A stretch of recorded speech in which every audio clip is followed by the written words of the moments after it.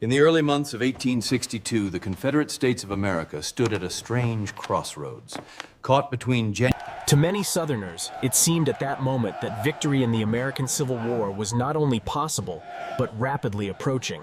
Their armies had delivered powerful blows, driven Union forces back in critical regions, and proven their resilience even when outnumbered and outsupplied.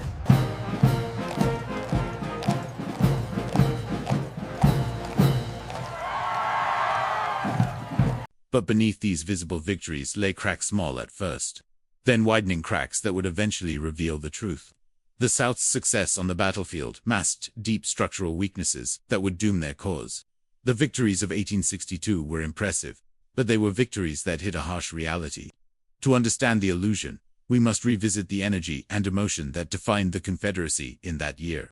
After months of fighting, Southern morale was incredibly high. Many Confederate citizens believed the war would soon end in their favor. Why?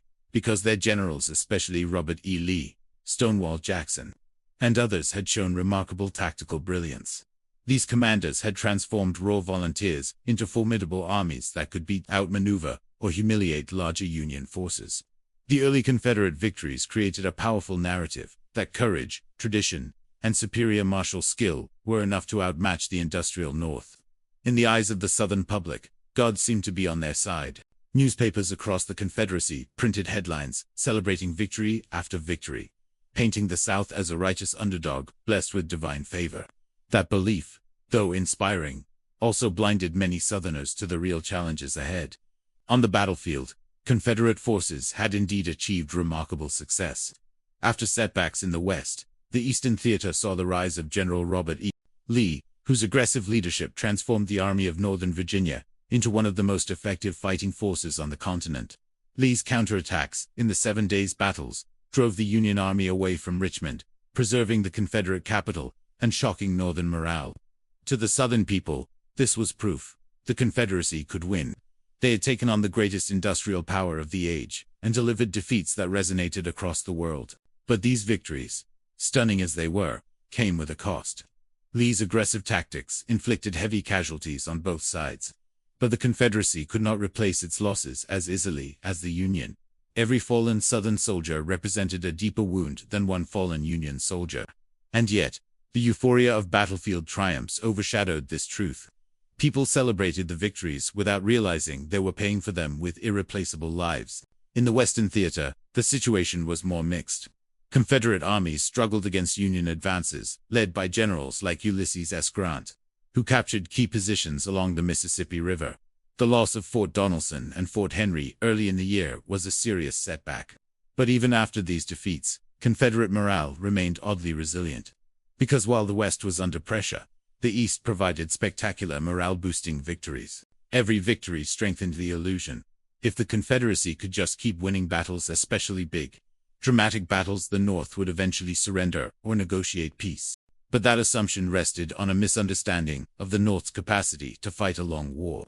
The Union had industries, railroads, factories, and manpower reserves that dwarfed the Confederacy. Yet, in 1862, many Southerners dismissed these factors. They believed that Northern resources, was the key to victory. And as long as Confederate armies kept winning, Northerners would lose the will to continue the war. This belief became the foundation of Southern strategy, to win enough battles and inflict enough casualties that the North would choose peace over persistence. It was a dangerous miscalculation, because the Union was committed not just to victory on the battlefield, but to the destruction of the Confederate cause. Another reason the illusion of victory persisted was the political atmosphere. Confederate leaders praised the victories and downplayed the defeats. The public rarely heard about shortages, internal disagreements, or the massive demands the war placed on Southern infrastructure. Instead, speeches and newspapers celebrated the heroism of Confederate soldiers and framed each success as proof that independence was within reach. The Confederacy also misread international reactions. Southern leaders believed that European nations, especially Britain and France, would intervene sooner or later on behalf of the South. After all, European textile industries depended on Southern cotton. But this assumption ignored the political realities in Europe, where the leaders were reluctant to support a nation fighting to preserve slavery. The Confederate victories of 1862 were impressive, but they were not impressive enough to overcome global moral and political concerns. As the year unfolded, the South faced increasing struggles that the Victories could not hide. Inflation grew. Railroads deteriorated under overuse. Supplies became scarce. Soldiers began to desert due to hunger, illness, and exhaustion. But each battlefield triumph momentarily pushed these issues out of the spotlight. Confederate victories built confidence, but they also created unrealistic expectations. Many Southerners believed their generals were invincible. They believed the North was weak. They believed the Confederacy could achieve victory simply by continuing to fight hard and win spectacular battles. But war is rarely won by courage alone. It is won by logistics, resources, production capacity, and sustained strategy. And this was where the Confederacy was weakest. The victories of 1862, instead of revealing the South's strength, actually highlighted the fragility of their position. Every victory pushed the Confederacy deeper into a war it could not sustain. Every battlefield triumph reinforced a false sense of security. Every newspaper headline claiming another Confederate victory reinforced the illusion that the South was on the brink of independence. In truth, these victories masked the slow exhaustion of Southern resources, manpower, and unity. By the end of 1862, the Confederacy stood proud, confident, and dangerously unaware that the very victories they celebrated had blinded them to the deeper weaknesses that would eventually lead to their downfall. The illusion of Confederate strength was powerful, but it was only an illusion. In 1862, while the Confederacy celebrated a string of dramatic battlefield victories, another war, quieter, slower, but far more decisive, was unfolding behind the front lines. It was the war of resources, industry, production, and survival. And unlike the battles fought with rifles and cannons, this war was nearly impossible for the South to win, despite its fierce soldiers and brilliant generals. The Confederacy entered the Civil War with fundamental weaknesses built into its very foundation. These weaknesses, economic, industrial, and logistical, were not immediately obvious to the Southern public. But as the war expanded and demands grew, the limits of Southern resources would reveal themselves in devastating ways. To begin with, the Confederacy was essentially an agricultural society. The Southern economy had long depended on cotton, King Cotton, as many Southerners proudly called it. Plantations dominated the landscape. Wealth was tied to land and enslaved labor. Cotton fields and tobacco farms stretched for miles across the countryside. But what the South had in abundance would not help them win a modern war. War in the 19th century was increasingly industrial. It required iron, steel, railroads, foundries, machines, and factories. The Confederacy possessed few of these. In contrast, the Union had massive industrial centers. Pittsburgh's steel mills, Ohio's foundries, New York's factories, and the vast manufacturing power of the Northeast.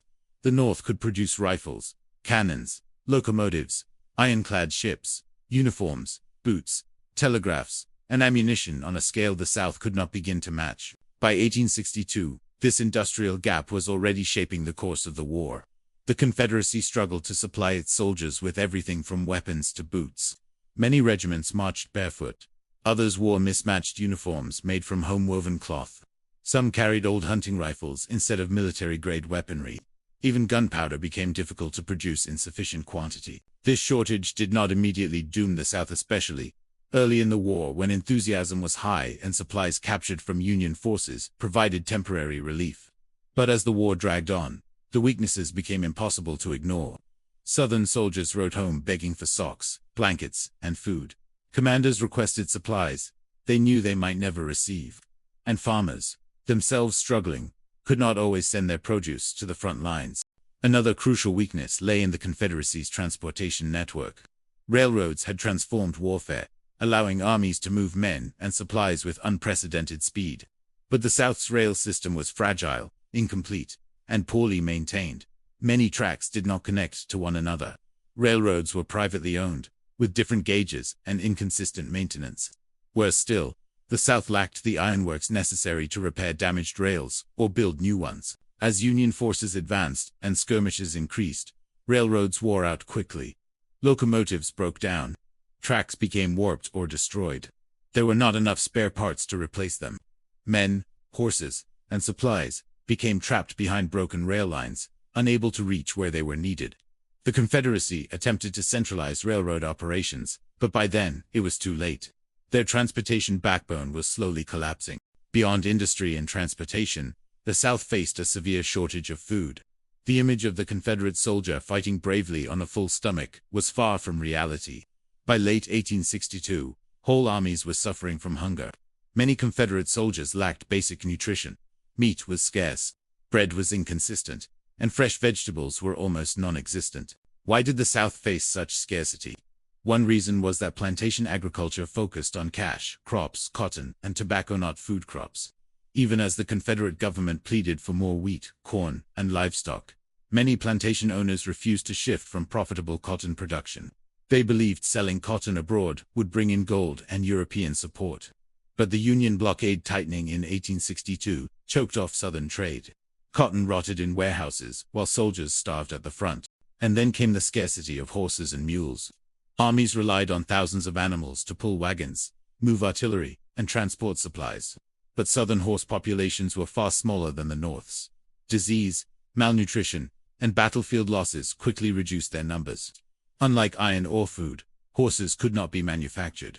Once gone, they were gone for good. Next came the Confederacy's financial weakness. Wars require money, vast sums of it, to fund armies, equipment, transportation, and government administration. The Union financed the war through taxes, bonds, and industrial output. The Confederacy, lacking these, printed money on a massive scale. The result was rapid inflation. By the end of 1862, Southern currency had lost nearly two-thirds of its value. Prices soared. Ordinary citizens struggled to afford basic necessities. Soldiers' pay became almost meaningless. Families on the home front felt the pressure. Women who were left alone to support their households could not feed their children. Bread riots erupted in cities like Richmond as the cost of flour skyrocketed. Food shortages created desperation, and desperation created anger. These domestic struggles fed into growing dissatisfaction with the Confederate government, which many citizens began to see as ineffective or uncaring. Logistically, the South also lacked proper medical infrastructure. Hospitals were overcrowded. Medicine was scarce. Surgeons reused tools. Infection rates soared. More Confederate soldiers died from disease than from enemy bullets. The suffering of the wounded became a cruel reminder of the South's limited resources. Meanwhile, the Union's industrial might ensured that Northern hospitals had steady supplies of bandages, morphine, disinfectants, and trained personnel. While the South struggled to keep men alive, the North could treat injured soldiers and return them to the battlefield. These resource limits reached into every corner of Confederate life. Soldiers lacked ammunition. Cavalry units lacked horses. Civilians lacked food. Railroads lacked repair materials. Armies lacked medicine. Governments lacked money. And yet, many Southerners in 1862 believed victory was near.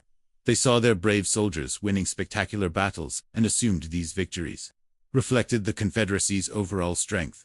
But the truth was exactly the opposite. Each victory cost the South resources it could not replace. Each battle drained its manpower. Each campaign exhausted its supplies. The illusion of strength hid a growing weakness, a weakness that would soon reveal itself as the war expanded into its bloodiest years. The Confederate victories of 1862 were not signs of sustainability. They were signs of overexertion. The South was fighting with heart, courage, and skill, but it was fighting with a fragile foundation. And no matter how brilliant its generals or how brave its soldiers, no nation can survive a long war when its resources run thin. What looked like momentum in 1862 was, in reality, the Confederacy burning through everything it had faster than it could ever hope to replenish. By 1862, the American Civil War had evolved into two separate but interconnected struggles: the visible war of soldiers, battles, and generals, and the invisible war of factories, iron, coal, machines, and economic endurance. The Confederacy excelled in the former. The Union dominated the latter. And it was this second warfare, industrial war, that would ultimately decide the fate of the South. To understand the true scale of the Confederacy's weakness, we must examine the two nations side by side, not on the battlefield, but in the realms of industry, production, and economic capacity. The contrast was overwhelming. The Union, with its vast industrial base, entered the war armed with the power of the modern age. Northern factories roared day and night, producing rifles, cannons, locomotives, iron armor plates, uniforms, boots, ships, rails, telegraphs, and everything a modern army needed to fight a prolonged campaign. Iron foundries forged barrels for heavy artillery. Textile mills in New England manufactured millions of uniforms. Machinery workshops repaired locomotives and artillery pieces almost as soon as they returned from the front lines. In short, the North could fight, bleed, replenish, and fight again. The Confederacy, on the other hand, brought a different world into the conflictor world, rooted in agriculture, tradition, and a pre-industrial way of life. The South's economy was designed for plantation agriculture, not war. Cotton fields stretched across the countryside, generating wealth in peacetime, but proving nearly useless in wartime. The South lacked factories, lacked mass production, and lacked the infrastructure to sustain a modern conflict. To grasp the scale of the disparity, consider the numbers. The North had 110,000 manufacturing establishments. The Confederacy had only 18,000. The Union produced 10 times more weapons than the South. The North had 70% of the nation's railroad track. Union factories produced nearly all of America's locomotives. The North had far more mechanics, engineers, machinists, and industrial laborers. And perhaps most devastating, the North produced 97% of the country's firearms. The Confederacy entered the war with almost no gun industry at all. These numbers were not just statistics, they represented the very material of war. Every musket, cannon, railroad track, and uniform woven in the North was something the South struggled desperately to match. Confederate armies often had to rely on captured Northern equipment because their own production was so limited. Early in the war, the Confederacy hoped that cotton would save them, believing that King Cotton would force Britain and France to recognize the South. Southern diplomats were convinced that European nations, starving for cotton to fuel their textile industries, would break the Union blockade and provide aid. But this was a fatal miscalculation. Europe turned to Egypt and India to replace Southern cotton. Moral opposition to slavery prevented political support. And once Abraham Lincoln issued the Emancipation Proclamation, any chance of foreign intervention vanished. So King Cotton, the pride of the Southern economy, became irrelevant, a king without a throne. Meanwhile, the Union blockade tightened. Northern ships patrolled the entire southern coastline, cutting off imports of weapons, tools, medicine, and machinery. The South simply could not access the materials needed to repair damaged railroads, produce new firearms, or supply its armies. Even if the Confederacy had gold to buy European weapons, it lacked safe routes to bring anything home. Every passing month, in 1862, weakened the Southern industrial base further, while Northern industry grew stronger. The Union Army increased in strength each season, outfitted with improved rifles, new artillery technologies, and standardized uniforms and equipment. The Confederacy, in contrast, suffered from shortages in almost every category. 1. Gunpowder shortages crippled artillery units. 2. Uniform shortages forced soldiers to forage their own supplies. 3. Leather shortages meant soldiers marched barefoot or wrapped feet in cloth point. 4. Iron shortages made repairing cannons and railroads nearly impossible. 5. Machine limitations slowed the production of rifles and ammunition. 6. Steel shortages crippled shipbuilding and railroad repair efforts. The Confederacy tried to industrialize rapidly during the war. They built new foundries, expanded the Tredegar Iron Works in Richmond, and created new munitions factories. But these efforts were too little, too late. The South lacked the workforce, the raw materials, and the machinery to compete with the North's already established industrial might. Worse still, the few factories the Confederacy did possess were prime targets for Union forces. As Union armies advanced deeper into the South, they captured or destroyed key production sites. The fall of New Orleans in 1862 dealt a devastating blow to Confederate shipbuilding and trade. The capture of Nashville cut off important manufacturing centers. Later campaigns across Tennessee and the Deep South continued to erode what little industrial power the Confederacy had. While the Union could afford to lose factories, because hundreds more remained, the Confederacy could not. Every captured city, every destroyed railroad, every burned warehouse represented a permanent loss. Another decisive factor was population. The Union's population reached nearly 22 million, while the Confederacy had approximately 5 million free citizens and around 3.5 million enslaved people who were barred from military service and industrial work under normal conditions. The South did not simply lack soldiers, it lacked workers. Factories in the North could call upon millions of laborers. Factories in the South often struggled to find enough workers to keep production running. And when enslaved people began escaping to Union lines after the Emancipation Proclamation, Southern labor shortages worsened dramatically. By late 1862, it became painfully clear that the Confederacy could not keep pace with the Union's industrial machine. While Southern armies fought brilliantly on the battlefield, the Union grew stronger in every other aspect. More weapons, more food production, more iron, more railroads, more factories, more ships, more ammunition, more medical supplies, more standardized equipment, more repair capability, more manpower. The Confederacy's victories hid this reality for a time. But war is not merely won by tactical brilliance. It's won by the nation that can sustain, feed, supply, arm, and transport its armies year after year. The North could, the South could not. As 1862 progressed, the Confederates began to feel the strain. Uniforms in tatters, ammunition in short supply, artillery unable to fire for lack of powder, and railroads falling apart. Confederate soldiers lived on restricted rations. Food riots erupted in southern cities. Money lost its value. Families struggled to survive as inflation consumed their savings. Meanwhile, Northern soldiers received new equipment, steady pay, regular rations, and replacements for fallen comrades. Each passing month widened the gap between the industrial power of the North and the desperate, resource-starved South. The Confederacy's military victories of 1862 were real, but they were unsustainable. The South could win battles, but it could not win the industrial war. And as the conflict grew longer and more demanding, the Confederacy's structural weaknesses turned every victory into a temporary success, overshadowed by the harsh truth of limited resources. The war would continue to rage, but the industrial verdict was already clear. War is not won by courage alone. Behind every battlefield, behind the smoke and the noise, lies a deeper struggle one fought with railroads, food supplies, ammunition, animals, transportation lines, and the quiet machinery that keeps armies alive. By 1862, the Confederacy's greatest enemy was not the Union Army, but the limits of its own resources. The South entered the Civil War with an economy built for plantations, not for modern warfare. It was a world of cotton and tobacco, of scattered towns and rural roads, of privately owned railroads that barely connected, and of an agricultural system unprepared to feed a large army. The Confederate states lacked factories, lacked rail infrastructure, lacked foundries, and lacked the industrial base necessary to sustain a prolonged conflict. Victory on the battlefield hid a truth the South could not escape. Their war machine was slowly falling apart. The transportation system was the first to show signs of collapse. Southern railroads were fragmented, built in different gauges, and managed by competing private companies. Tracks did not connect. Locomotives could not travel across states.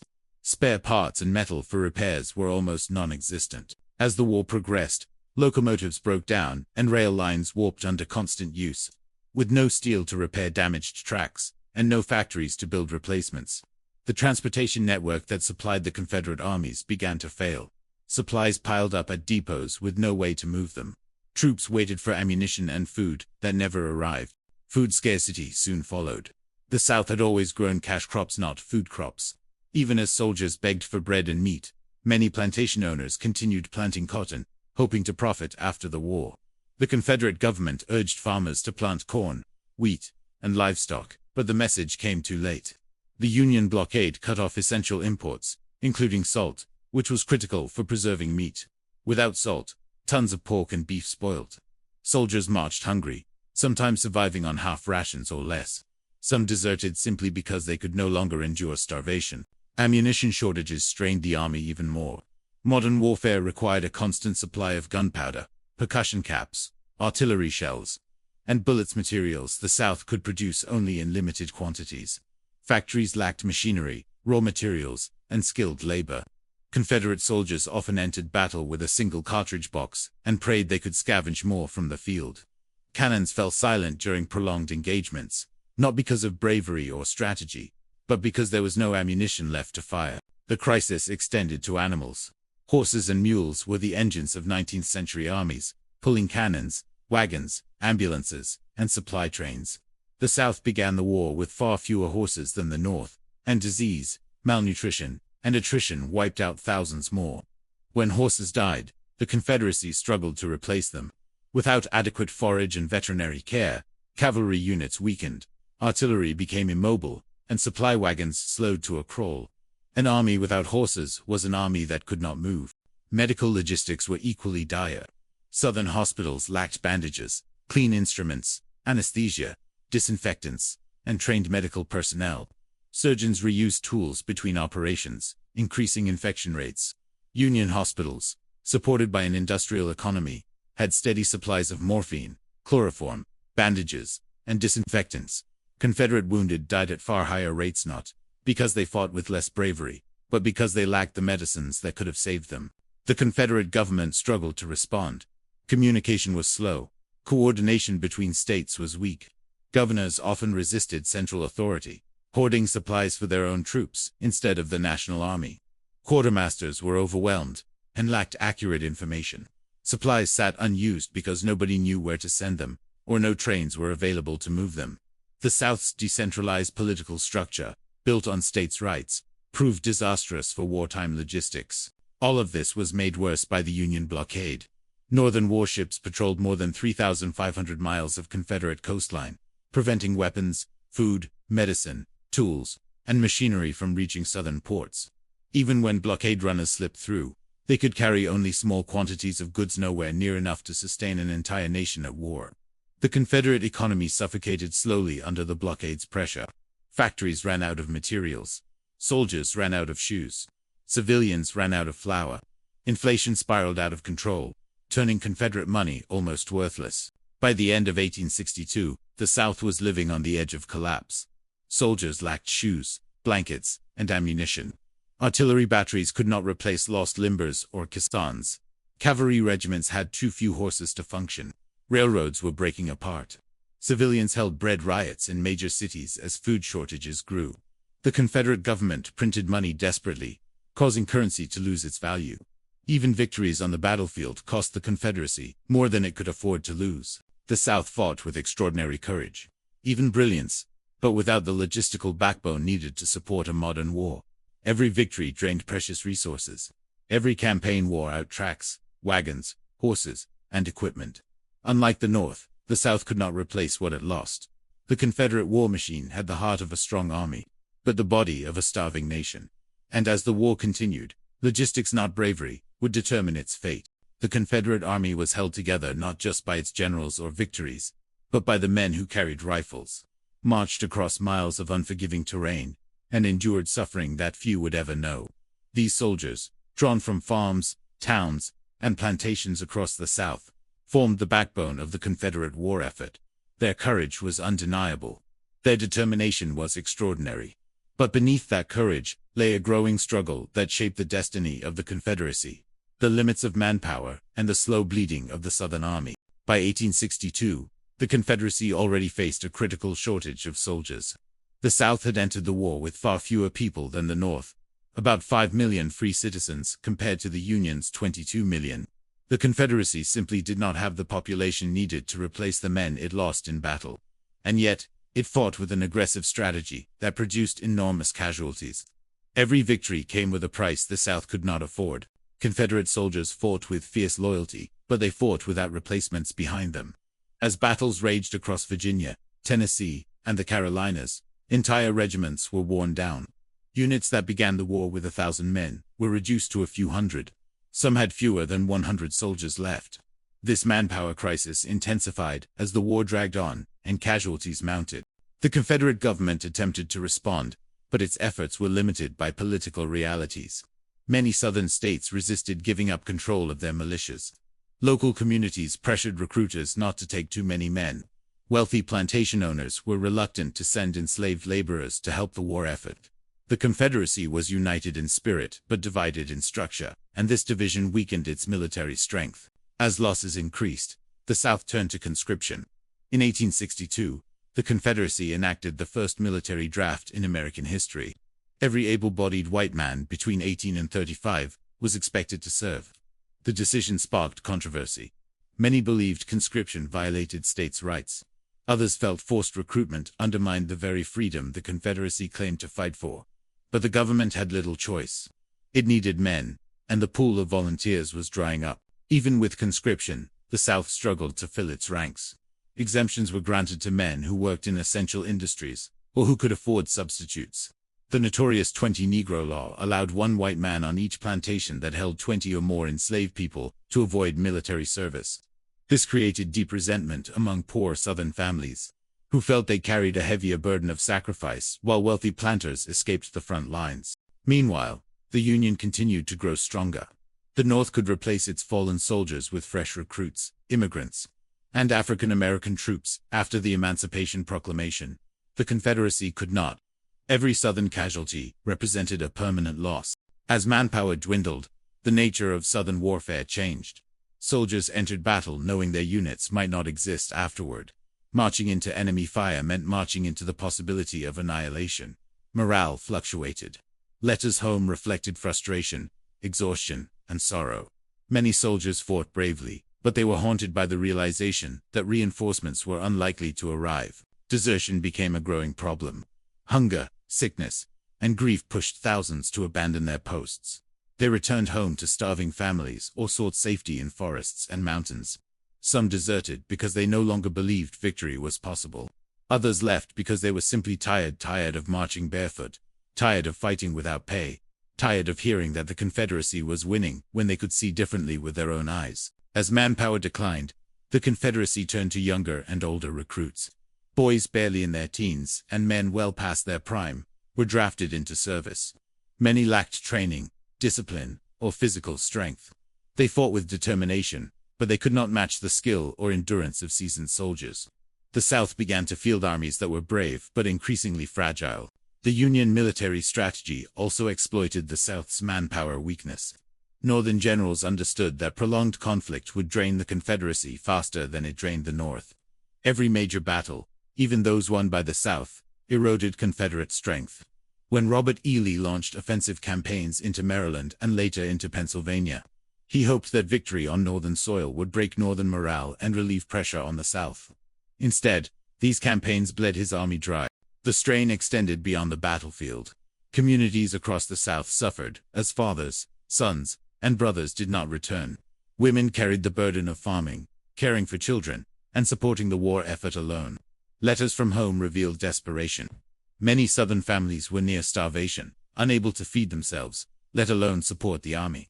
This suffering contributed directly to the growing manpower crisis. A hungry soldier could not fight. A soldier worried about his starving family might desert. A society stretched to its limits could not sustain a prolonged war. By the end of 1862, the Confederate manpower crisis had become a silent but decisive factor in the war. The South continued to win notable battles, but these victories grew hollow as losses mounted. The Confederacy was losing men faster than it could replace them, and every month widened the gap between Southern endurance and Northern strength. The tragedy of the Confederacy was not only that its soldiers fought bravely, but that their bravery was squandered by structural weaknesses far beyond their control. The South had spirit, courage, and exceptional leaders, but it lacked the human resources to sustain the war it was fighting. Manpower was the lifeblood of any army, and the Confederacy was bleeding out. Behind every battlefield triumph lay silent gravestones, empty farms, and dwindling ranks. The South's manpower crisis turned every victory into a step closer to defeat, a truth hidden behind headlines and celebrations. Courage could not replace the fallen, and without men to fight, no amount of strategy or heroism could save the Confederacy from the slow collapse already underway. As 1862 unfolded, the Confederacy faced a battle not just against Union armies but against time itself. Every passing month pushed the South deeper into a struggle it could not escape, a struggle against a stronger, richer, and more resourceful opponent.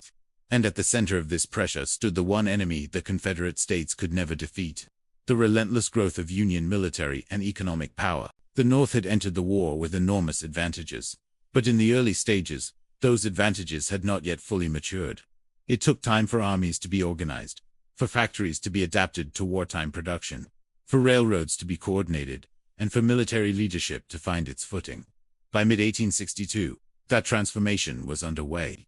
The Union was evolving, rapidly becoming stronger, more disciplined, and far more capable of sustaining a long, brutal conflict. Factories across the North were working around the clock. Ironworks in Pennsylvania hammered out artillery. New England textile mills produced uniforms and blankets. Chicago and St. Louis fed the Union armies with bread, pork, and grain. The shipyards along the East Coast produced vessels to tighten the blockade. The North's Industrial Revolution was turning the Union Army into a modern fighting machine. Rifles were standardized. Ammunition was mass-produced. Railroads were synchronized to move entire divisions across states in hours instead of days. The Confederacy, by contrast, struggled just to keep pace with its own needs. It was forced to fight with a fraction of the industrial capacity the North commanded. Even when Southern armies won great victories that stunned the Northern press and shook Washington's confidence, the North was able to recover quickly. Fresh regiments replaced fallen ones. New equipment arrived within weeks. Lost artillery was replaced by freshly manufactured guns. Every defeat became a lesson, every setback an opportunity to innovate. Union commanders also began to adapt their strategies. Early in the war, Northern leadership was inconsistent, often overly cautious, and hesitant to press advantages. But 1862 saw the rise of more aggressive and determined generals. Leaders like Ulysses S. Grant understood that the Union's strength was not simply in winning individual battles, but in applying sustained pressure everywhere the Confederacy was vulnerable. Grant's approach was simple: keep advancing, keep pushing, keep fighting. The South had fewer men and fewer supplies. If the North maintained constant offensives, the Confederacy would eventually collapse under the strain. The important thing was not winning every battle perfectly, but forcing the South to fight on too many fronts at once, stretching its thin resources past the breaking point. The success of this strategy became clear during the Western campaigns. The fall of Fort Henry and Fort Donelson was more than a military setback. For the Confederacy, was a psychological shock. For the first time, entire Confederate armies were forced to surrender, creating cracks in morale that stretched across the South. The Mississippi River Campaign, including battles like Shiloh, demonstrated something even more dangerous. The Union would accept tremendous losses if it meant pushing deeper into Confederate territory. The North could afford those losses. The South could not. While Western armies hammered at Confederate positions, the Eastern theater experienced its own transformation. The Army of the Potomac, though plagued by cautious leadership early on, grew into a well-supplied and well-trained force. Even in campaigns where the Union fell short of victory, its sheer size and resources forced Confederate generals to respond constantly, pulling troops from other fronts and draining supplies that could never be replaced. The Union's naval strength also grew stronger each month. What began as an unstable blockade slowly tightened into an impenetrable wall. Ports like New Orleans, once the economic heart of the South, fell under Union control. The Mississippi River became increasingly threatened, cutting the South in half and strangling its ability to transport goods. The Confederate government could not import European weapons or sell cotton abroad. The South's hope of foreign recognition slipped further away as the blockade's grip tightened. As the Union strengthened, it also redefined the meaning of the war. When Abraham Lincoln issued the Emancipation Proclamation at the end of 1862, the conflict shifted from a struggle over Union to a moral crusade against slavery. This shift had enormous consequences. It prevented European nations, especially Britain and France, from supporting the Confederacy. No European power wanted to be seen siding with a nation fighting to preserve slavery. The Confederacy lost its greatest diplomatic advantage, leaving it isolated and dependent solely on its own dwindling resources. Meanwhile, the Union gained something incredibly valuable: hundreds of thousands of new soldiers. Enslaved African Americans who escaped into Union lines joined the Northern Army in large numbers. These new troops not only strengthened Union manpower, but also weakened the Confederacy by removing labor from the Southern economy. The playing field tilted even further in favor of the North. Union logistics also improved. Military rail operations became sophisticated, allowing entire armies to be supplied with huge quantities of food, ammunition, uniforms, and medical supplies. Northern hospitals were equipped with trained surgeons, disinfectants, and transportation systems to move wounded soldiers to safety. Men who would have died in Confederate hospitals returned to fight again in Union ranks. The growing effectiveness of Union intelligence and communication further increased their advantage. Telegraph lines carried orders across states in moments. Northern newspapers kept the public informed and unified behind the war effort.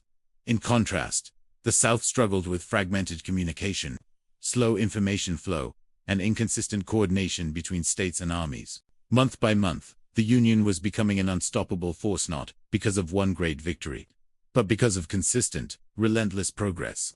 The Confederacy's window for achieving independence was closing.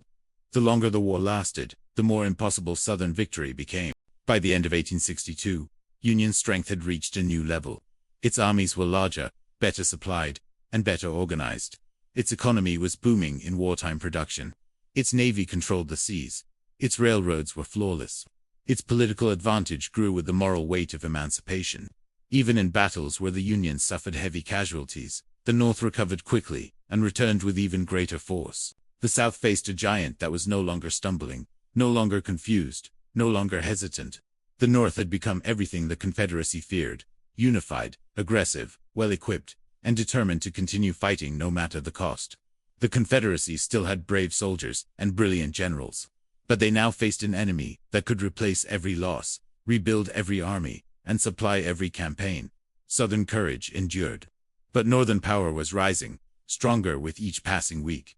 The balance of the war was shifting and the Confederacy could feel it. The year 1862 was a turning point in the American Civil War.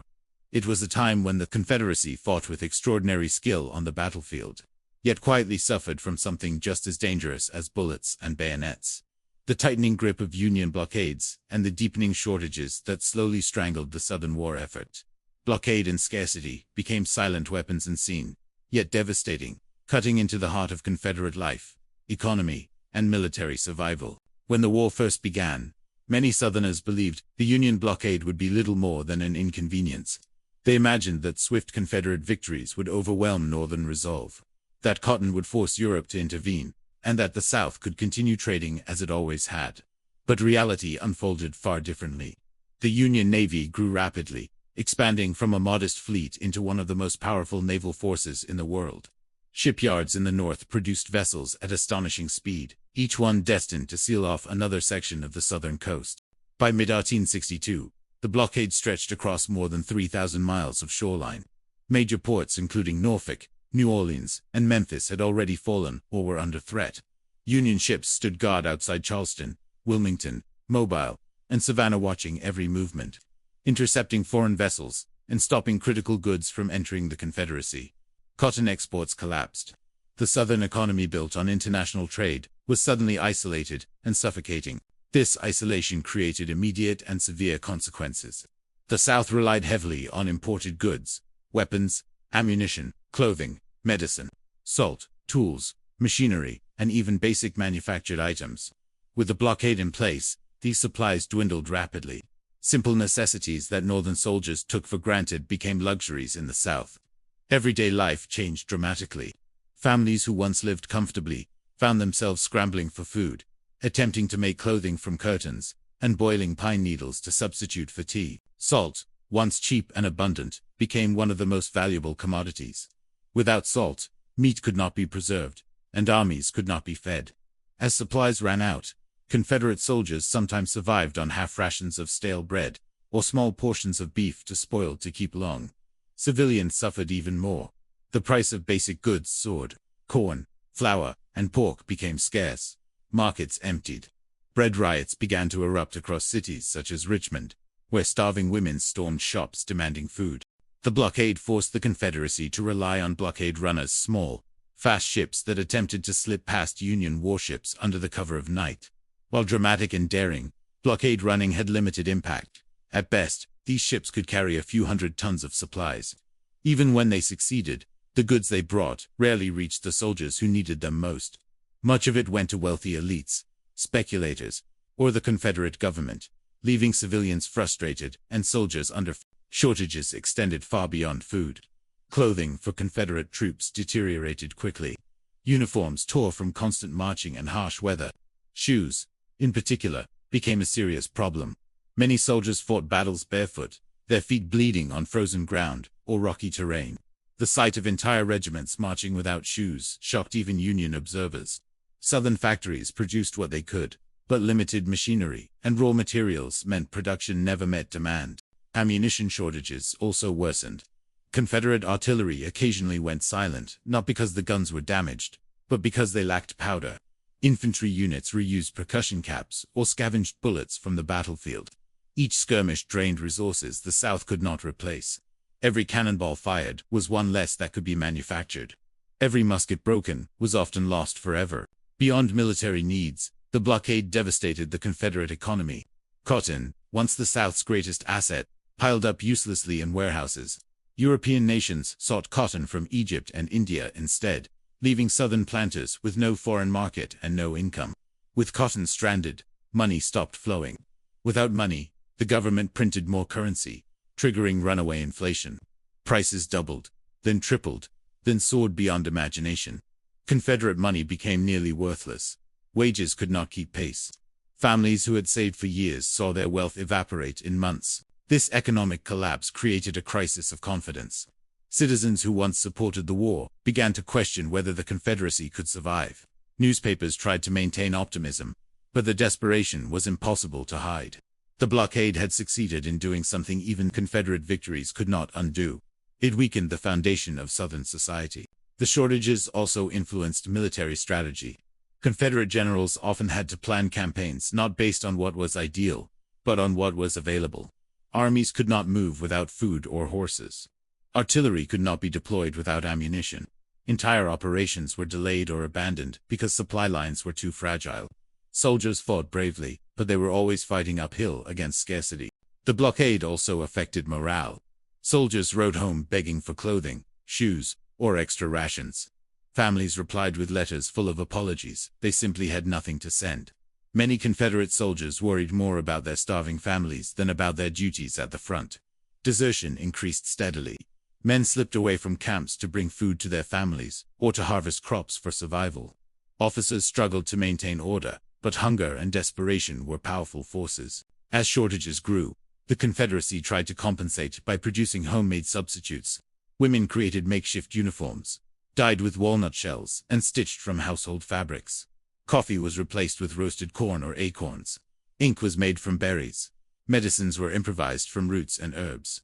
The ingenuity was admirable, but it could not replace the scale of what the South lacked.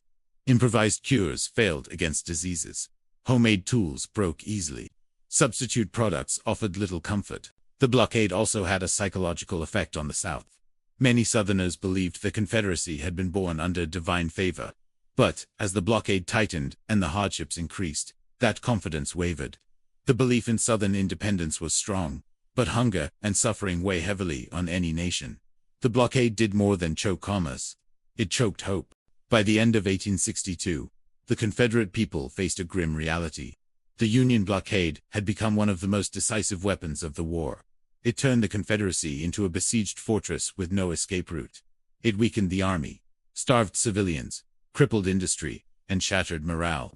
The shortages it created would only deepen as the war continued, slowly draining the life from the Southern war effort. The Confederacy could still win battles, but it was losing a war of endurance.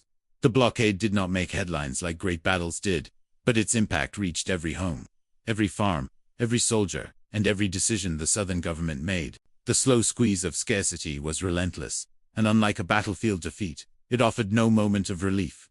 No pause, no negotiation. It simply continued tightening day after day.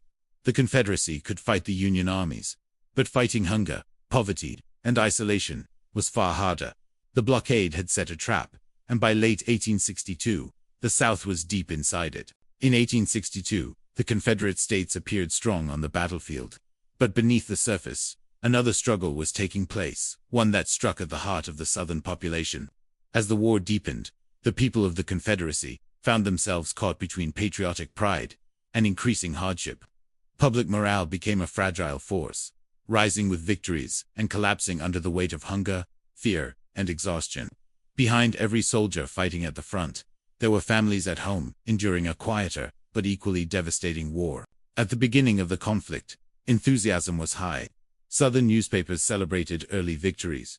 Churches preached divine favor, and communities proudly sent their sons off to defend states' rights and independence.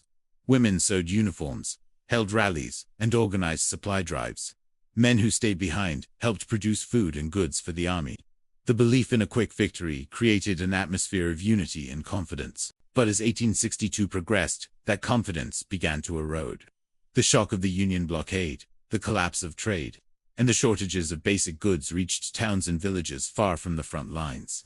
Families who once lived in comfort now struggled to feed themselves. Prices rose faster than wages. Food became scarce, Clothing wore out. Everyday life turned into a battle of survival. Letters from soldiers reflected this shift. Many wrote home asking for shirts, socks, or boots, only to receive tearful replies, explaining that their families had nothing left to give. Mothers begged their sons to stay safe. Wives described empty shelves and unpaid debts. Children wondered when their fathers would return. The emotional weight of these letters became as heavy as the physical hardships soldiers faced on the battlefield. The Confederate government attempted to maintain morale with speeches, newspapers, and patriotic messaging. But the reality on the ground was impossible to hide. Bread riots broke out in southern cities. In Richmond, a group of desperate women stormed bakeries and shops, demanding food for their starving families. Soldiers guarding the city were shocked to see their own wives and children among the crowd. The psychological strain on the population deepened as casualty lists grew longer. Nearly every family had someone fighting in the war. Many had lost a loved one. Funerals multiplied. Churches filled with grieving families. Communities that once celebrated young men marching proudly to battle now mourned their absence. The cost of war was becoming undeniable. Confederate leaders continued to promote the idea that victory was near. Newspapers printed stories of courage and downplayed defeats. But rumors traveled faster than official news. Word of suffering spread from camp to camp, from town to town. Soldiers learned that their families were starving. Families learned that their sons were wounded, sick, or missing. Confidence faltered, replaced by doubt and fear. The divide between rich and poor Southerners widened. Wealthy plantation owners often had stores of food and supplies. Many exempted themselves from military service through the 20 Negro Law, which allowed one man from each plantation to avoid the draft if he supervised 20 enslaved laborers. Poor farmers and working-class families saw this as unjust. They were sacrificing everything while the wealthy seemed protected. This resentment chipped away at the unity the Confederacy needed to survive. Desertion became a growing issue. Some soldiers returned home secretly when they learned their families were starving. Others deserted because they no longer believed victory was possible. While many later returned to their units, the rise in desertions revealed a deeper truth. The will to fight was weakening. Soldiers were not only battling the Union Army, they were battling hopelessness. The burden of maintaining morale fell heavily on Southern women. They worked tirelessly to keep households running, farms producing, and communities organized. They sewed clothes from old curtains, made soap from ashes, and used every scrap of food to keep their families alive. They became the backbone of the home front, despite the immense emotional toll. Yet even their strength had limits. As suffering increased, many questioned how long the war could continue. Religion became both a comfort and a conflict. Churches prayed for victory, but they also prayed for peace. Ministers preached perseverance, but they could not ignore the growing despair in their congregations. Families sought divine answers to questions the government could not answer. Faith helped many endure, but it also led others to wonder whether the suffering was a sign that the Confederate cause was doomed. As morale declined, the Confederate leadership struggled to respond. Propaganda could only mask reality for so long. People saw empty markets and hungry children. They heard explosions from distant battlefields. They watched prices rise daily.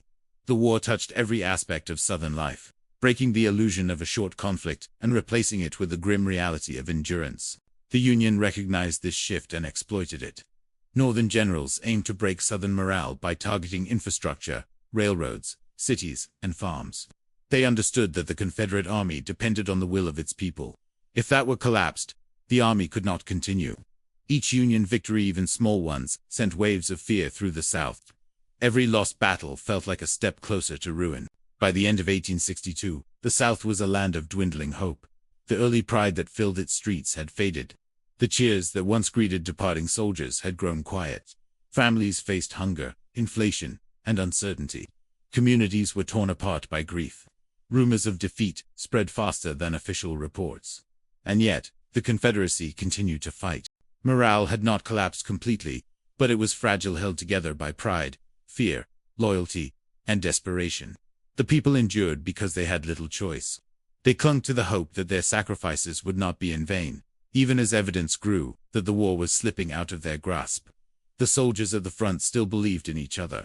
Families at home still prayed for their return. Communities still found moments of courage. But the Confederate spirit was changing.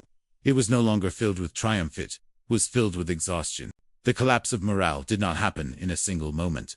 It happened slowly, quietly, across thousands of homes, farms, and battlefields. It was the steady erosion of hope, the gradual realization that bravery alone could not overcome hunger, poverty, and loss. The Confederacy faced an enemy it could not defeat with rifles or cannons. The growing belief that victory was impossible. And once hope began to fade, the war for Southern independence entered a new and more dangerous phase, one fought not only on the battlefield, but in the hearts of its people. In 1862, the leaders of the Confederacy believed that their greatest hope for independence lay far beyond the battlefields of America. They looked across the Atlantic to London and Paris, imagining European powers stepping forward to recognize their government, break the Union blockade, and supply them with weapons, ships, and economic lifelines. This dream of foreign intervention became one of the Confederacy's most powerful expectations. But as the war unfolded, it became clear that the South's diplomatic strategy was built on misunderstandings, miscalculations, and hopes that never aligned with European reality. From the earliest days of secession, Southern politicians boldly declared that European nations could not survive without Southern cotton. They believed that Britain and France, whose textile mills consumed millions of bales of cotton each year, would be forced by economic necessity to support the Confederacy. This belief grew into a phrase repeated endlessly throughout the South. King Cotton is mightier than guns. But King Cotton proved to be a weak and unreliable king. Europe had already begun to diversify its cotton supply long before the Civil War. When the Confederacy tried to use cotton as a diplomatic weapon by withholding exports in hopes of forcing recognition, Britain and France simply turned to India, Egypt, and Brazil. Mills struggled, but they adapted. The South had overestimated its influence. Cotton, once the pride of the Southern economy, failed to open the doors of European diplomacy. Meanwhile, the Union blockade helped shape diplomatic reality. European leaders saw that the North controlled the seas, and that the blockade, though imperfect, was effective enough to discourage interference. Breaking it would have meant war with the United States, something neither Britain nor France desired. Trade with the Union was far more valuable than any partnership with the Confederacy. No European government was willing to risk a larger conflict to rescue a breakaway nation whose long-term stability was uncertain. Confederate diplomats argued passionately that the South had the right to independence, invoking the American Revolution as a precedent. But their message never resonated strongly in Europe. The Confederacy presented itself as a new nation founded on principles of liberty and states' rights. Yet its commitment to slavery undermined its moral standing on the world stage. European publics, especially in Britain, had strong abolitionist movements. Supporting a government openly fighting to preserve slavery was politically dangerous. The turning point came when Abraham Lincoln issued the Emancipation Proclamation. After that moment, the war was no longer just a conflict about Union. It became a moral struggle over human freedom. European leaders could not publicly support the Confederacy without appearing to defend slavery. Confederate diplomats knew this was a disaster. Their hopes for recognition collapsed almost overnight. Any chance of foreign intervention disappeared. The Confederacy faced another diplomatic failure, its inability to present a unified voice. Southern leaders quarreled among themselves. Some believed Britain should be courted aggressively. Others insisted France was the key. Still others believed that cotton diplomacy alone would force intervention without the need for formal treaties. This lack of coordination weakened their efforts. While Union diplomats worked tirelessly to keep Europe neutral, Confederate diplomats lacked both direction and leverage. Meanwhile, news of Southern battlefield victories did reach Europe and generated some sympathy. But it was never enough to outweigh the political and economic risks of supporting the Confederacy. British leaders debated recognition but always stopped short. They feared that recognition would trigger war with the United States, disrupt trade routes, and destabilize North America. France, which often followed Britain's lead, also hesitated, preferring to watch and wait. Even Napoleon III, who privately sympathized with the Confederacy, refused to act without British cooperation. The Confederacy believed that European nations would eagerly weaken the United States by dividing it. But European powers saw the opposite. A divided America meant instability, war, and long-term uncertainty. They preferred a strong, united North America, capable of maintaining peace and commerce. The Confederacy underestimated how carefully European nations analyzed global stability. Another diplomatic misstep came from Southern assumptions about the nature of international politics. Confederate leaders believed that shared economic interests or political sympathy would be enough to secure recognition. They did not fully grasp how much European governments feared public opinion, feared being associated with slavery, and feared the military power of the Union Navy. Every Confederate argument was undermined by the same question, whispered in European capitals: what happens if the Confederacy loses? No nation wanted to invest in a cause that might crumble. As the war continued, the Confederacy's diplomatic position weakened further. The failure of cotton diplomacy left its economy starving. The blockade tightened. Foreign merchants stopped taking risks. Confederate bonds sold in Europe lost their value. Shipbuilders refused to construct warships for the South after diplomatic pressure from the Union. Every avenue the Confederacy pursued seemed to end in disappointment. There were moments when intervention seemed close. European leaders discussed mediation, armistices, or recognition. But each time, the Union responded firmly, warning that any foreign involvement would be seen as an act of war. Britain, remembering the War of 1812, stepped back. France hesitated. The Confederacy watched each hopeful moment slip away, replaced by the cold reality that they were alone. Diplomatic isolation became one of the Confederacy's most decisive weaknesses. Without foreign recognition, the South lacked access to credit, weapons, industrial supplies, and international legitimacy. Diplomacy had promised a lifeline, but instead delivered silence. For all the bravery of Southern soldiers, for all the victories earned on the battlefield, the Confederacy had no allies, no partners, no support beyond its own struggling population. By the end of 1862, the truth was clear. The South's greatest diplomatic failure was not one mistake, but a collection of false assumptions. They had misjudged the power of cotton, misunderstood European politics, underestimated Northern diplomacy, and clung to the belief that battlefield victories alone would bring recognition. Foreign support never came, and without it, the Confederacy faced the full weight of the Union alone. The dream of independence grew more distant. The war grew longer. The costs grew heavier. And the South began to realize that isolation, diplomatic, economic, and moral, was a battlefield they could not escape. By the end of 1862, the Confederacy stood on a dangerous edge. It had fought bravely, won surprising victories, and stunned the Union more than once. Yet beneath the pride in the battle flags, something darker was happening, something that even the strongest generals could not overcome. The South was slowly collapsing from within, and at the heart of this collapse was a web of internal weakness, political division, and strategic miscalculations that eroded the Confederacy's chances of long-term survival. The Confederacy was born out of a belief in states' rights, but this very principle made national unity difficult. Each Southern state guarded its own authority, often resisting orders from the central government in Richmond. Governors argued with Jefferson Davis. Legislators disagreed bitterly over conscription, taxation, and resource allocation. Instead of a unified national effort, the Confederacy became a collection of competing interests. State pride overshadowed national necessity, and every disagreement weakened the war effort. These political tensions filtered directly into military strategy. Confederate leaders rarely agreed on a single plan. Some believed the South should fight a defensive war, preserving armies, protecting key regions, and waiting for the Union's political will to collapse.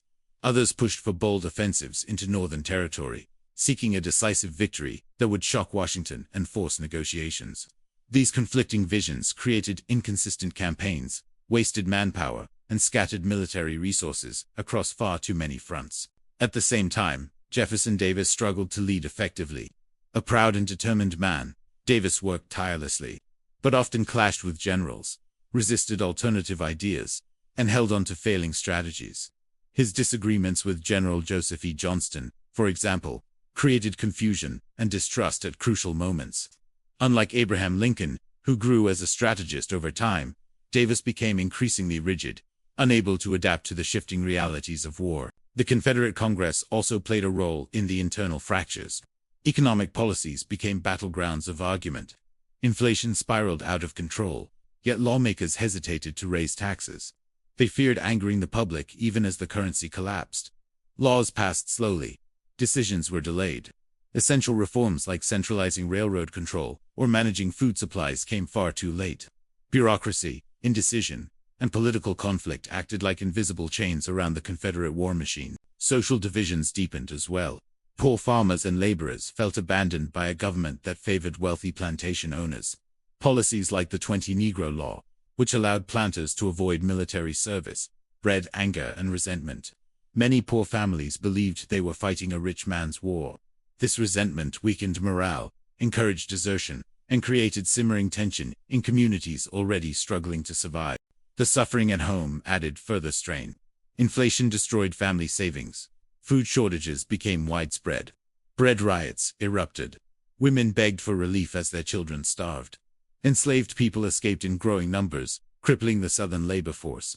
Every escape weakened plantations, reduced food production, and spread panic among slaveholders. The internal social structure of the South, built on slavery, began to crack under the pressure of war. Meanwhile, the Confederacy's own expectations damaged strategic decisions. Southern leaders believed early victories meant independence was close, leading them to underestimate the Union's determination. They expected foreign recognition, but it never came.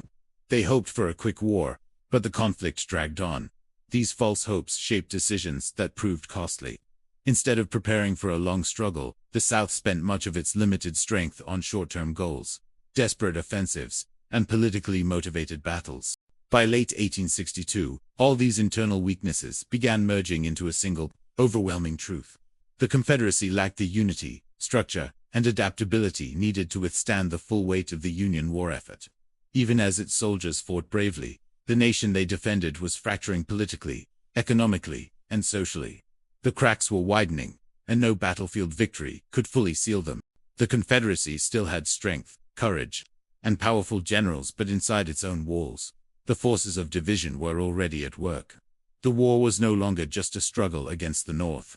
It had become a struggle within the South itself, a struggle it was slowly, painfully losing. As the war entered its second full year, the Confederacy faced a quiet enemy, more destructive than bullets or bayonets: the psychological toll of exhaustion, grief, and growing despair. The South had begun the conflict with a wave of enthusiasm, driven by pride, confidence, and the belief that their cause was both righteous and destined to triumph. But by late 1862, the emotional foundation of the Confederacy was beginning to crumble. For soldiers at the front, the war was no longer an exciting mission. It had become a relentless grind of long marches, hunger, sickness, fear, and the constant sight of dying friends. Men who once believed they would return home as heroes now wondered if they would return at all. Letters home were filled with longing, frustration, and quiet desperation. Many soldiers wrote about their families facing starvation, their farms falling apart, their wives struggling to survive. The emotional burden of knowing loved ones were suffering broke the spirits of men who had survived bullets but could not escape worry. On the home front, the psychological strain was even worse.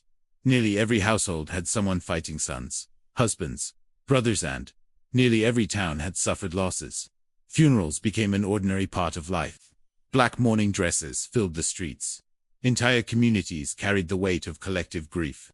Families lived with constant anxiety, waking each morning unsure if a letter would arrive with devastating news. The sound of approaching footsteps on a quiet night could bring a wave of fear. Mothers struggled to stay strong for their children. Wives prayed for safety. Children grew up faster, learning to cope with hunger and the absence of their fathers. The war touched everyone, and its emotional damage deepened over time. Communities once filled with courage now found themselves filled with sorrow.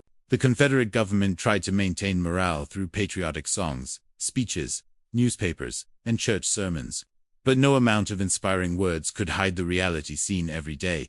Families were hungry, prices were rising, and hope was fading. Inflation turned money into worthless paper. Shortages forced families to improvise everything from clothing to medicine. Even simple items like soap, sugar, and salt became rare treasures. People began to wonder how long they could endure. Desertion increased, not from cowardice, but from emotional collapse. Men slipped away from camps to see starving families. Others left because their minds could no longer withstand the trauma of war. Many returned later, but their struggles revealed a deep truth. The Confederacy was fighting not just a physical war, but a psychological one. It was slowly losing. Soldiers who once marched proudly under battle flags now felt the heavy weight of doubt. Officers noticed the change. Camps that once buzzed with confidence grew quieter. Conversations shifted from dreams of victory to fears of defeat. Men spoke of missing home, of longing for peace, of questioning whether the sacrifices were worth it. Even strong leaders felt the strain. Generals wrote privately about the emotional decline of their troops. Newspapers, though censored, could not fully hide the growing sense of hardship. churches filled with prayers for endurance rather than triumph.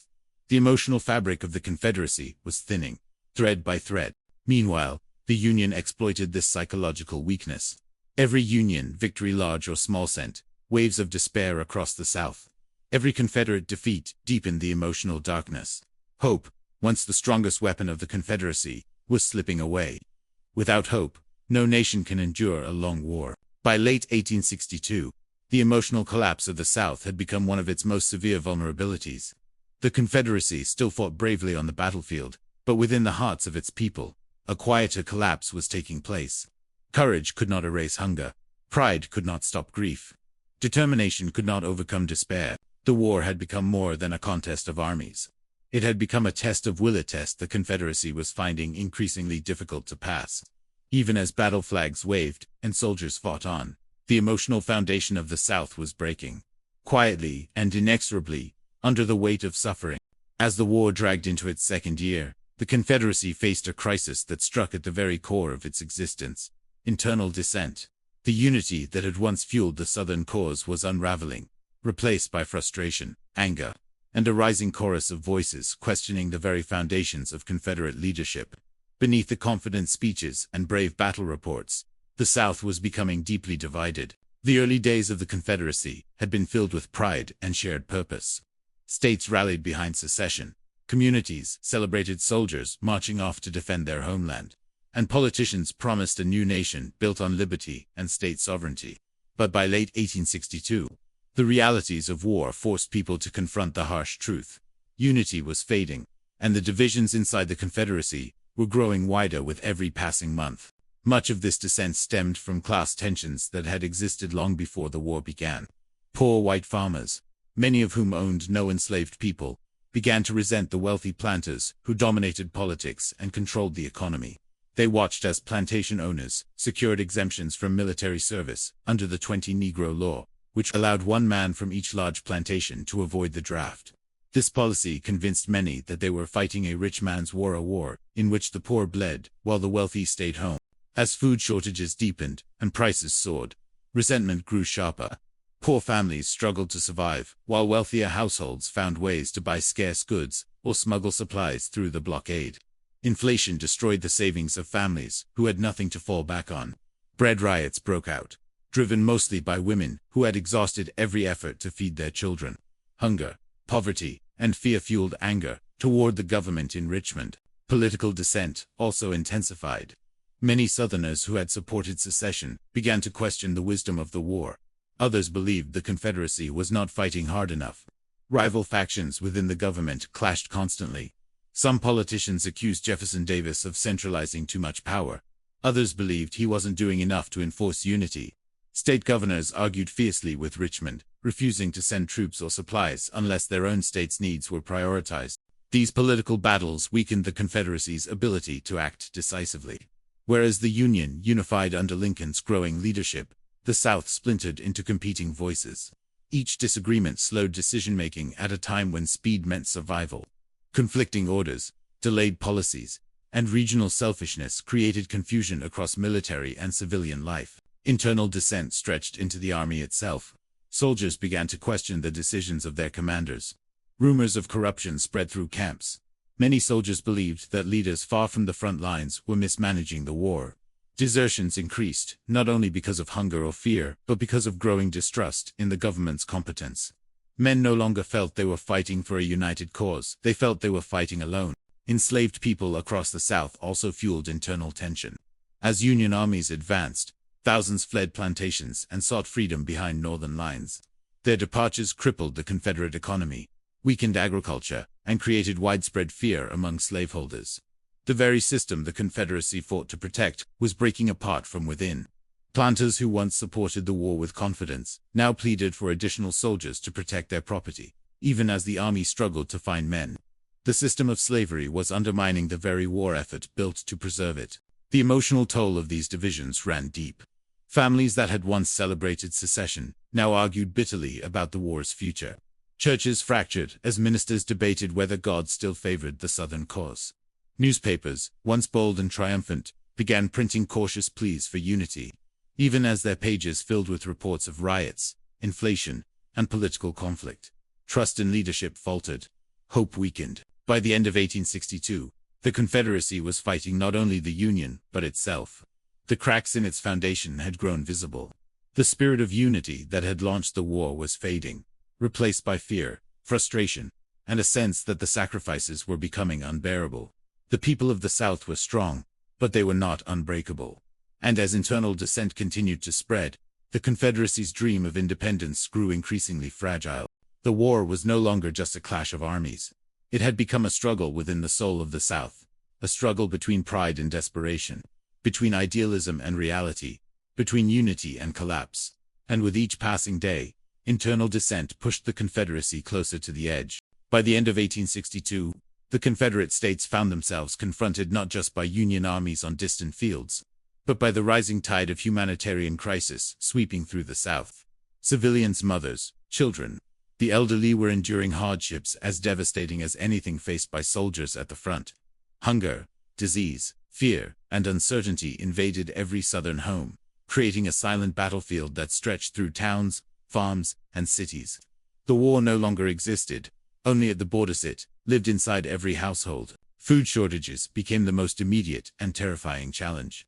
Once rich agricultural lands that had produced cotton and tobacco now struggled to feed their own people. The Union blockade cut off imports of salt, flour, and basic goods. Railroads, collapsing under strain and lack of repair, could no longer distribute food efficiently. Markets emptied. Bread disappeared. Cornmeal ran out. Families began to ration every last grain. Mothers went to bed hungry so their children could eat. Some families pounded acorns into powder, trying to create a bitter form of flour. Others foraged in forests for roots, berries, or anything that could keep them alive. Inflation worsened the crisis. Prices rose so quickly that a day's wages could barely buy a loaf of bread. Confederate currency lost its value, turning savings into worthless paper. Families who had once lived comfortably found themselves unable to afford even the basics. Many watched helplessly as their children grew thinner. Hunger became a constant shadow over Southern life. Disease spread easily in these conditions. Malnutrition weakened immune systems, and untreated illnesses flourished. Without medicine blocked by the Union Navy and impossible to produce at scale, simple infections became deadly.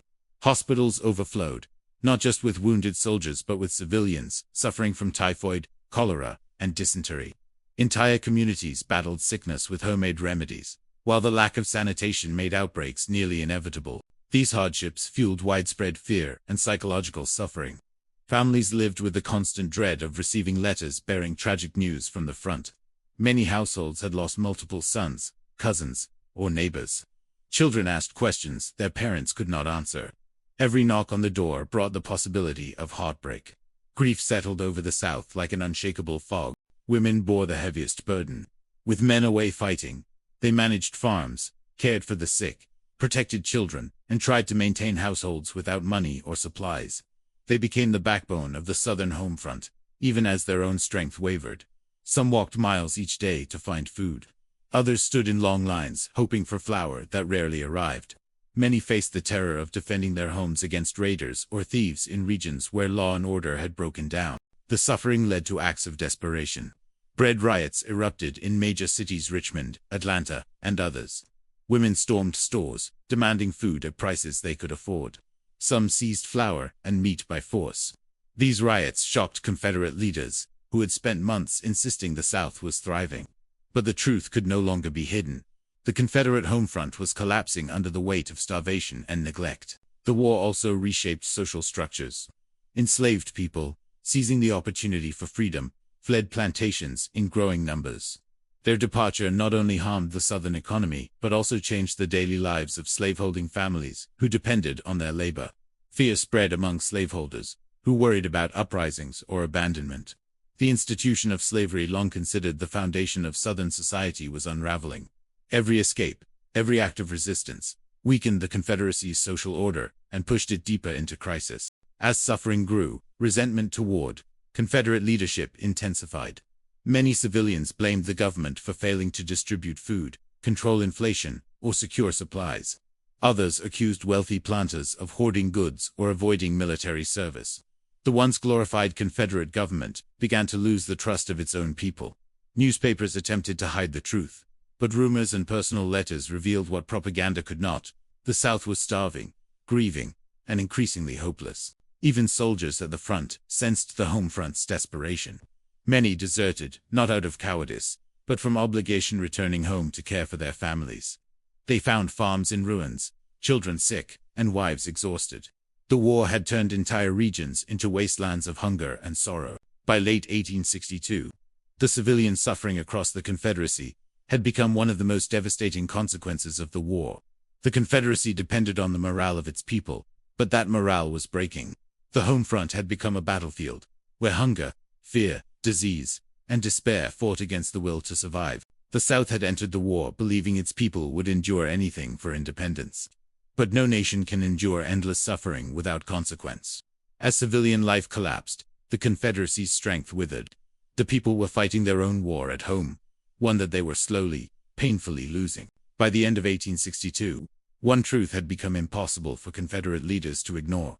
Every mistake, every shortage, every political conflict, every defeat, and even every victory had taught them lessons the Confederacy learned far too late. The war had revealed a reality that Southern optimism had long tried to hide: bravery and battlefield skill could not offset structural weakness. And now, the lessons of the past 2 years lay heavy on the shoulders of the South. First was the lesson of overconfidence. Early victories had made the Confederacy believe independence was guaranteed.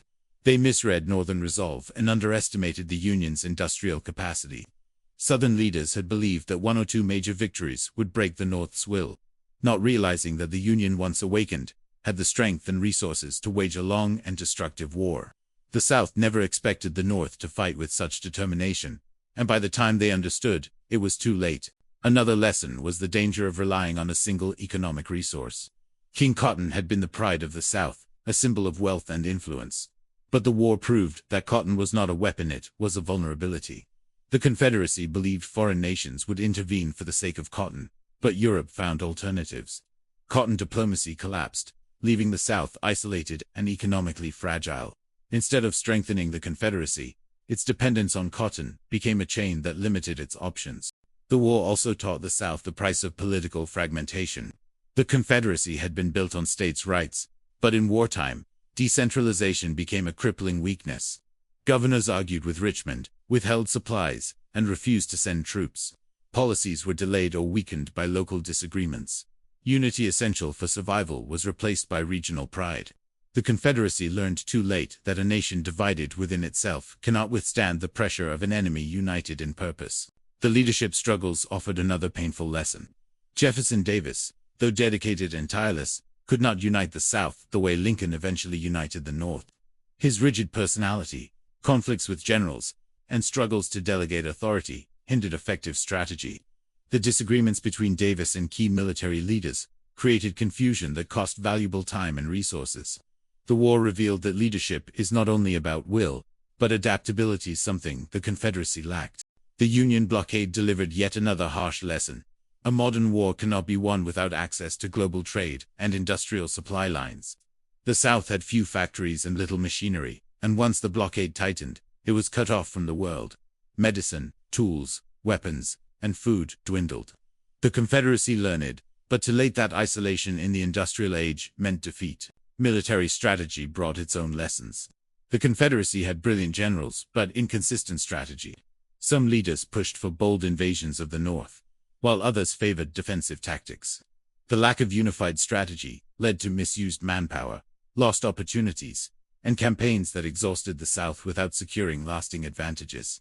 The war revealed that even great generals cannot win when strategy is divided and resources are limited. And the most painful lesson of all came from the people themselves. The Confederacy learned that a nation cannot rely on sacrifice alone. Patriots can endure hunger, grief, and hardship, but not forever. Civilians suffered beyond measure. Soldiers fought with courage, but their families starved. Morale weakened. Desertions increased. Internal divisions deepened. The Confederacy learned that the strength of an army cannot exceed the strength of the society behind it. These were lessons learned under fire, learned through hunger, defeat, suffering, and sacrifice. But the tragedy was that these lessons came when the Confederacy no longer had the resources or strength to correct its course. The South understood the dangers it faced only after the damage had already been done. The Confederacy was still fighting. Its armies were still strong. Its soldiers were still brave. But the lessons of the past 2 years painted a clear warning. Without change, without unity, without a miracle, the path ahead would only grow darker. The war was far from over. But the signs were unmistakable. The Confederacy was learning hard truths that pointed toward a future filled with struggle, sacrifice, and the possibility of defeat. As the Civil War moved beyond 1862, one of the most enduring legacies began to take shape, not just through battles or speeches or political decisions, but through the memory of what the Confederacy had become. The South's early victories, later struggles, and ultimate downfall left behind a story the nation would grapple with for generations. The war was more than a clash of armies. It was a profound transformation of America, shaping how both the North and the South would remember themselves long after the last shots were fired. For many in the South, the early triumphs of 1862 became symbols of courage and resistance. Stories of soldiers holding the line at impossible odds, of generals turning the tide through sheer determination, and of communities rallying behind their armies entered Southern memory as proof of unwavering spirit. These memories would echo through families for decades, woven into songs, monuments, and local legends. Pride survived even as the Confederacy itself crumbled. But the legacy was not simply one of honor. It was also one of deep loss. Entire towns lost their young men. Families were torn apart. Plantations were destroyed. Cities suffered through famine and ruin. When the war ended, the South was left to rebuild not only its homes, but its identity. The suffering of civilians, the hunger, grief, and desperation became a silent chapter of its history, remembered in letters, diaries, and the whispered stories of generations who lived through the hardship. The legacy also forced the South to confront its own internal divisions. The war revealed the fractures inside the Confederacy, between rich and poor, between states and the central government, between those who supported the war and those who questioned it. These divisions lingered long after the conflict ended, shaping politics and society for decades. Memories of injustice and unequal sacrifice created wounds that did not heal easily. For the nation as a whole, the story of the Confederacy became a lesson about unity, leadership, and endurance. The North remembered how the Union survived because of industrial strength, political determination, and the ability to adapt. The war taught the nation that a divided America was vulnerable and that unity required sacrifice from every part of society. The Union's ability to mobilize industry, secure international neutrality, and maintain morale became a foundation for the country's emerging identity as a modern power. The legacy of the Confederacy also transformed America's understanding of freedom. As enslaved people escaped, resisted, and ultimately gained freedom through the progress of the war, their courage reshaped the nation. The collapse of slavery became not just a military outcome, but a moral turning point in American history. Their stories, once ignored, became central to the nation's memory of the Civil War. The conflict forced America to redefine what liberty meant and who deserved it. Even the failures of the Confederacy became part of its legacy. The miscalculations in diplomacy, the weaknesses in logistics, the divisions in leadership, and the over-reliance on cotton became cautionary lessons studied by future generations. Historians, military leaders, and political thinkers would analyze these mistakes for more than a century, using them to understand how nations rise, struggle, and fall. Over time, the Civil War's legacy grew beyond victory and defeat. It became a mirror reflecting America's best and worst qualities, its courage, its divisions, its ideals, and its contradictions. The Confederacy's journey through pride, suffering, and collapse left behind questions that would shape national debates for years. What does freedom mean? What makes a nation strong? What happens when unity fails? And through all these lessons, one truth endured. The war may have ended on the battlefield, but its impact never truly faded. Families, communities, and the entire nation carried its memory forward. The legacy of the Confederacy became a reminder of the heavy cost of division, the dangers of overconfidence, and the power of a nation determined to preserve itself. By the time the South laid down its arms, the story of the Confederacy had already become part of America's identity, a mixture of sorrow, sacrifice, pride, and painful truth. It was a story that shaped not only the generation that lived through it, but every generation that followed.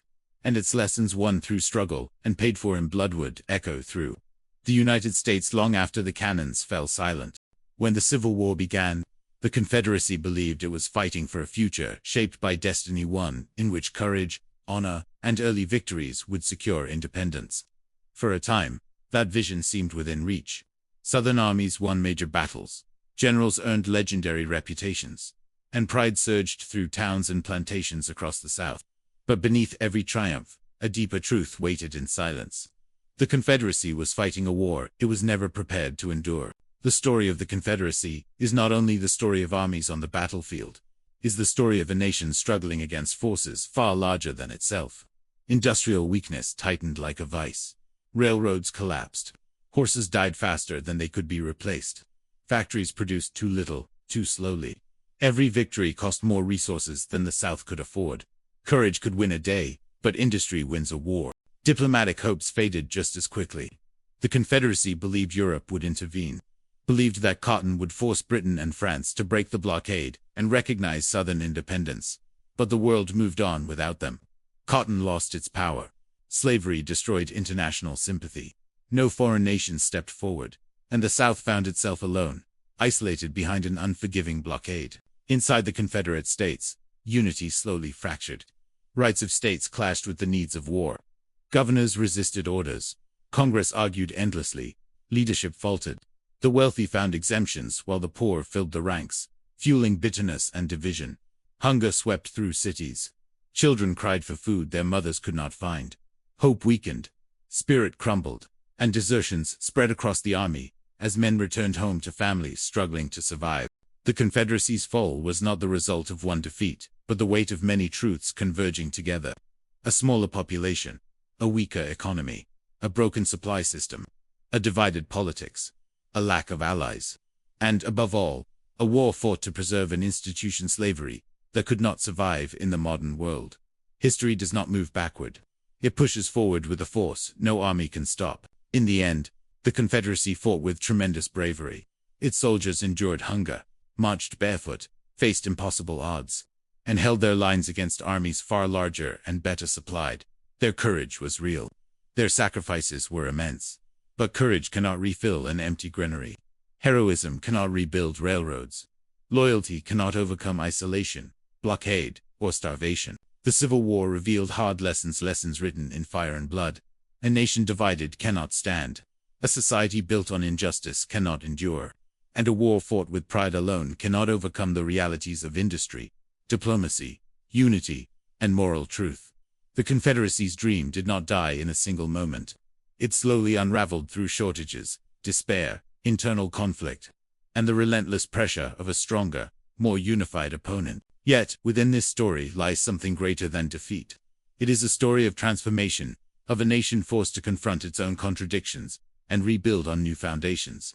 The end of the Confederacy marked not just the collapse of a government, but the birth of a new American identity, one shaped by struggle, strengthened by unity, and forever changed by the cost of division. The legacy of the Confederacy remains a warning carved into history, that courage without resources is not enough, that pride without unity is not enough, that strength without justice is not enough, and that no nation can survive when built on foundations destined to fall.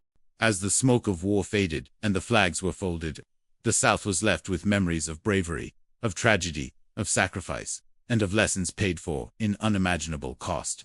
These lessons still echo, reminding generations that wars are not won only by armies, but by the strength, unity, and moral direction of a nation. And so, as the story of the Confederacy comes to its final chapter, one truth remains. The Civil War did not simply change America to find what America would become.